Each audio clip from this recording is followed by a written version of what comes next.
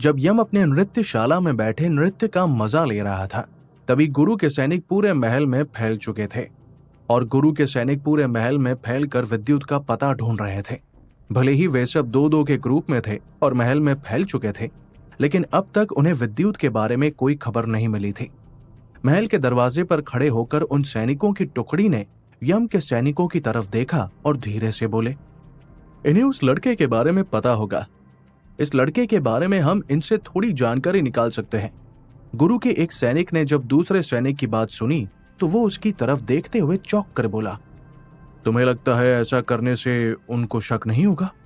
नहीं, मुझे नहीं लगता कि मेरे इतने से सवाल करने पर उन्हें हम पर शक होगा, लेकिन अगर इन्हें हम पर शक हो गया तो मुसीबत आ जाएगी।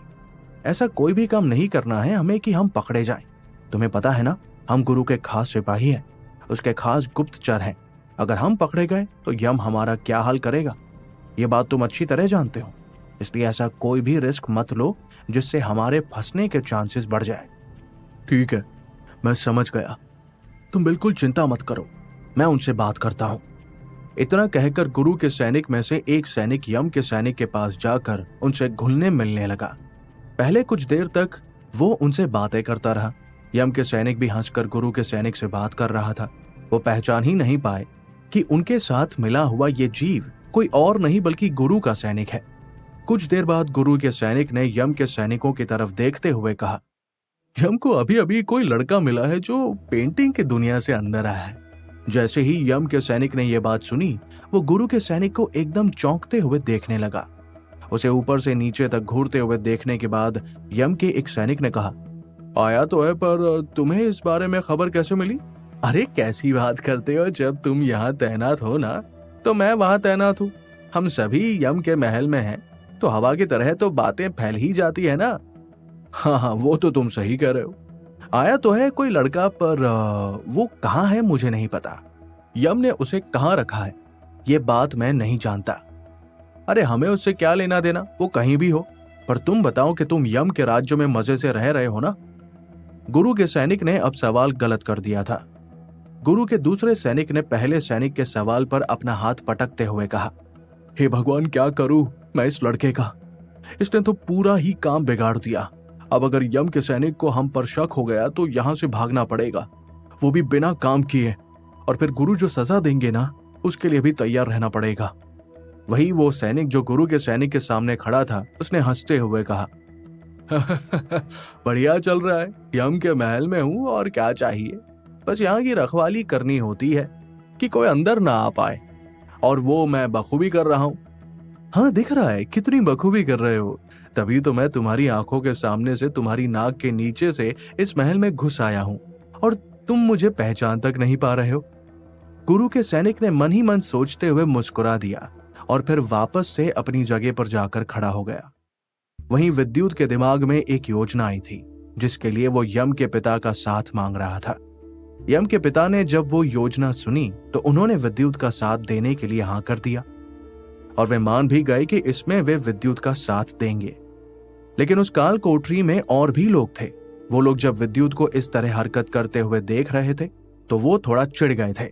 उन्होंने चिढ़ते हुए विद्युत की तरफ देखा और उनमें से एक आदमी विद्युत के पास आकर बोला, ए लड़के, क्या कर रहा है? काल कोठरी में भी इतना हड़कम क्यों मचा रहा है?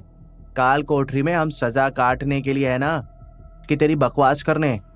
काल कोठरी में रहकर भी इतना घमंड है अपने ऊपर?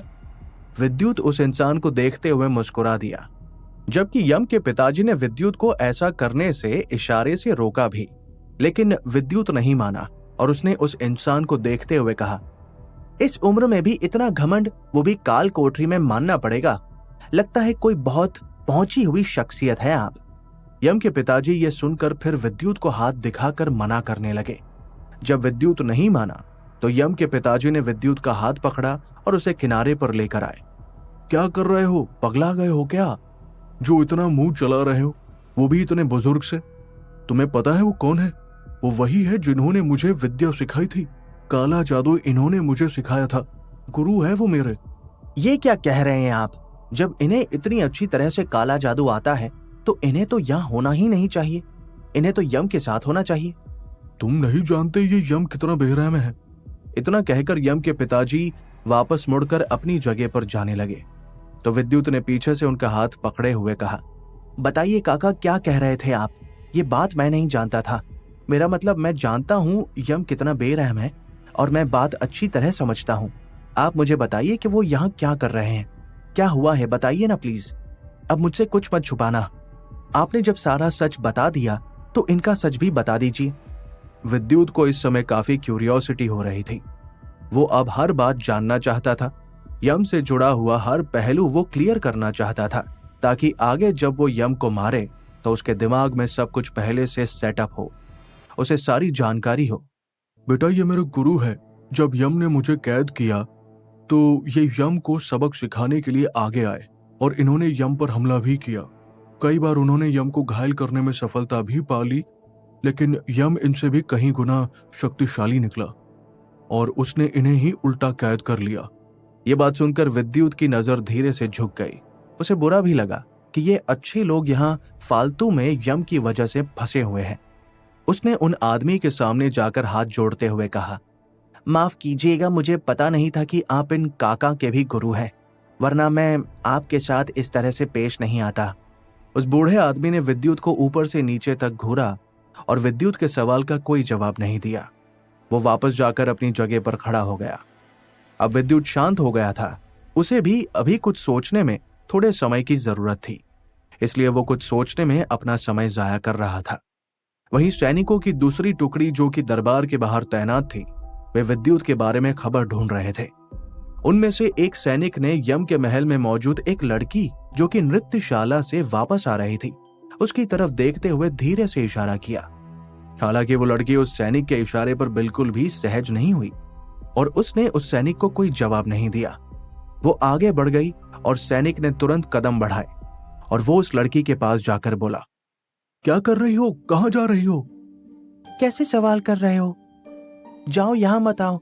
किसी ने मुझे तुम्हारे आसपास भी देख लिया तो पिट जाओगे।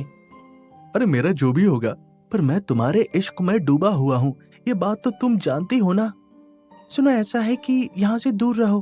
किसी ने अगर देख लिया तो मुसीबत बढ़ जाएगी, वे तुम्हें उठा ले जाएंगे, इसलिए बेहतर है मुझसे दूर रहो। कैसे दूर रहूं? तुमसे दूर ही तो नहीं रह पा रहा हूं, उस सैनिक ने कहा। हालांकि यह सच नहीं था कि गुरु के खास सैनिक को कुछ पता नहीं था, ना उसे उस लड़की में कोई इंटरेस्ट था। वो ये सब केवल इसलिए कर रहा था ताकि विद्युत का पता ढूंढ पाए, और इस लड़की की मदद से वो जानते थे कि वो धीरे धीरे विद्युत तक पहुंच सकते थे। ये बात वे पहले से समझ चुके थे कि यम के महल में जाकर तुरंत विद्युत का पता लगा पाना मुश्किल है, इसलिए वो समय लेकर ही आए थे। उन्होंने गुरु से कुछ समय की मोहलत भी मांगी थी। वहीं दूसरी तरफ गुरु सुर शैतान के सामने लड़ाई कर रहा था। सुर शैतान ने गुरु के बहुत से सैनिकों को हमले में घायल किया था, इसलिए सुर शैतान के सामने गुरु मुकाबला करने आ गया था और उस पर हमला कर रहा था। हालांकि पिछली बार की तरह इस बार ऐसा कुछ नहीं हुआ, ना ही गुरु के हमले को सुर शैतान आसानी से खत्म कर पाया। अब तक सुर शैतान की भी शक्तियां कमजोर हो गई थी। सुर शैतान की असली शक्ति सोने में थी। वो जितना सोता था उतना ही उसके अंदर एनर्जी का फ्लो बढ़ता था। लेकिन अभी लगातार कई दिनों से लड़ाई करने की वजह से सुर शैतान की शक्तियां थोड़ी कमजोर सी हो गई थी, और गुरु ने यह बात साफ तरीके से भांप ली थी। उसे पता चल चुका था कि सुर शैतान की शक्तियां कमजोर हो चुकी है और इस समय वो बहुत ज्यादा मजबूत नहीं है, इसलिए उसने फिर भाले से उस पर हमला कर दिया। हालांकि हमले से सुर शैतान को कोई चोट नहीं पहुंची, लेकिन हाँ, उसके चेहरे पर उभरती परेशानी ये बात साफ साफ झलकाने लगी कि सुर शैतान को नींद की जरूरत थी और इस नींद के लिए उसे शाम तक का इंतजार करना था। गुरु ने मौका पाया और अपना हथियार उठाकर सुर शैतान पर वार कर दिया। हालांकि इस वार में सुर शैतान को हल्की सी चोट पहुंची और वो वही अपनी जगह पर खड़ा रह गया। कुछ देर तक खड़े रहने के बाद वो गुरु की तरफ देखने लगा, फिर उसने अपना हमला चालू किया। इस समय गुरु को फिर चोट पहुंच गई। गुरु के सामने इस बार फिर अंधेरा सा छाने लगा। सुर शैतान ने गुरु को देखकर हंसते हुए कहा, तुम्हें क्या लगता है तुम मुझे ऐसे छोटे छोटे हमले से घायल कर सकते हो? अरे मुझे मारना इतना आसान होता तो मैं अब तक मर चुका होता। तो मुझे ऐसा नहीं मार सकते, कोई मुझे नहीं मार सकता। मुझे मारना इतना आसान नहीं है। इतना कहकर सुर शैतान जोर जोर से हंसने लगा। उसकी हंसी की आवाज पूरी जगह में गूंज रही थी। उसके हंसने की आवाज से लोगों के मन में डर सा बैठने लगा था। गुरु की सेना भी हल्की सी डरने लगी थी। सुर शैतान के हंसने की आवाज इतनी भयानक थी कि शायद यम के महल तक साफ साफ सुनी जा सकती थी। जन्मनाथ ने जब अपने कक्ष में साधना में लीन होकर सुर शैतान के हंसने की आवाज सुनी तो एक पल वो भी डर गए। उन्हें लगा कि ऐसा तो नहीं कि गुरु को कुछ हो गया हो। ये सोचकर ही उनका दिल सूखने लगा। वो तुरंत अपनी साधना से उठे और युद्ध क्षेत्र की तरफ जाने लगे। वहीं वो सैनिक अभी भी उस लड़की के साथ बातें कर रहा था। उस लड़की को भी सैनिक ने थोड़ा सहज भाव में मना सा लिया था, जिस वजह से वो भी अब आराम से उस सैनिक से बात कर रही थी। बातों ही बातों में सैनिक ने उस लड़की से पूछा, तुमने यहाँ किसी अजीब से इंसान को देखा है? इंसान? कैसा इंसान? मेरा मतलब तुम्हारी जाति का कोई इंसान तुम्हें यहाँ दिखाई दिया? मेरी जाति का? वो लड़की समझ चुकी थी कि वो उसी इंसान की बात कर रहे हैं जो असली दुनिया से इस दुनिया में आया है। तो तुम्हारा मतलब है हम में से एक?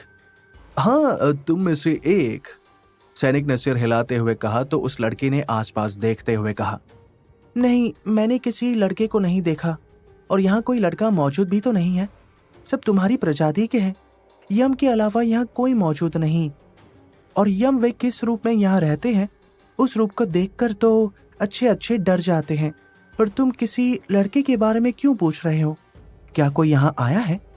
नहीं नहीं, मैं बस ऐसे ही पूछ रहा था। तुम जाओ जिस काम के लिए जा रही थी। उस सैनिक ने तुरंत बात को घुमा दिया और अपने आसपास देखकर वापस अपनी जगह पर आकर खड़ा हो गया। उसे एहसास हो चुका था कि ये सवाल उसके लिए खतरनाक भी हो सकता है, पर फिर भी उसने इस रिस्क को लिया था और विद्युत के बारे में जानकारी हासिल करने की कोशिश की थी। गुरु के सारे सैनिक अपनी अपनी कोशिश में लग चुके थे और विद्युत के बारे में सारी जानकारी हासिल करने लगे थे। क्या होगा अब आगे? कैसे करेंगे ये लोग विद्युत की जानकारी हासिल और क्या मिलेगा इन्हें विद्युत का पता? जानने के लिए सुनते रहिए महामानव विद्युत, ओनली ऑन पॉकेट FM।